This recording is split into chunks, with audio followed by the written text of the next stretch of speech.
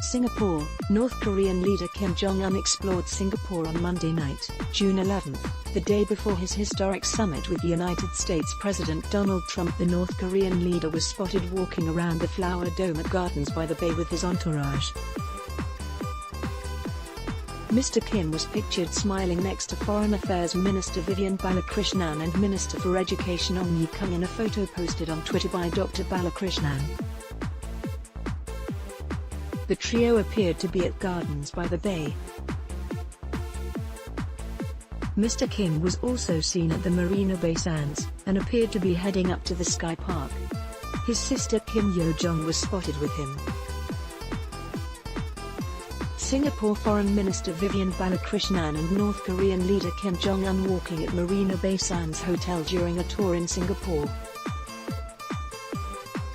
Photo, AFP/KCNA via KNS. He was also seen at the Jubilee Bridge, which links the Merlion Park and the promenade in front of the Esplanade. North Korean leader Kim Jong Un walks on the Jubilee Bridge during a tour in Singapore alongside Singapore Minister for Education Ong Ye-kung. Photo, AFP/KCNA via KNS. North Korean leader Kim Jong Un's sister and close aide Kim Yo-jong, in white, is seen at the Flower Dome at Gardens by the Bay. North Korean leader Kim Jong Un, accompanied by Singapore Foreign Affairs Minister Vivian Balakrishnan, heads to the Sky Park as he visits Marina Bay Sands. A flurry of activity was seen outside the St. Regis Hotel where Mr. Kim is staying as his motorcade left the hotel at around 9 p.m. His motorcade was seen returning to the hotel about 2.5 hours later. Mere hours to prepare at rooftop bar Sila Vai, which is located on the observation deck of Marina Bay Sands. General Manager Sir at Biswas only had mere hours to prepare for the visit. He said he was informed at about 6 p.m. that a VIP would be arriving later in the evening, and guessed that it could be the North Korean leader as they were the biggest guests in town currently. Police officers on standby at Sila Vai as they await North Korean leader Kim Jong Un's arrival. Photo, Sila Vai. He said he immediately connected with the EMS security team to find out more about the details of the North Korean leader's itinerary at EMS. The establishment has 15 security staff on normal days. It mobilized 10 additional part-time staff for the visit. It took about an hour and a half to prepare the logistics for the visit.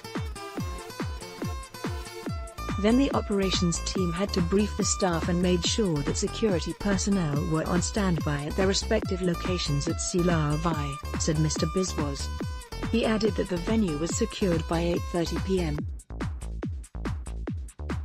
Discreet security preparations. Channel News Asia was at the EMS Sky Park from about 7 p.m. onwards and witnessed how the night unfolded.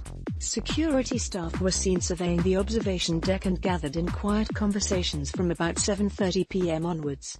A guest later told Channel News Asia that he had overheard personnel say that Mr. Kim would be arriving later, and that access to the deck would cease at 8 p.m., 2 hours earlier than usual.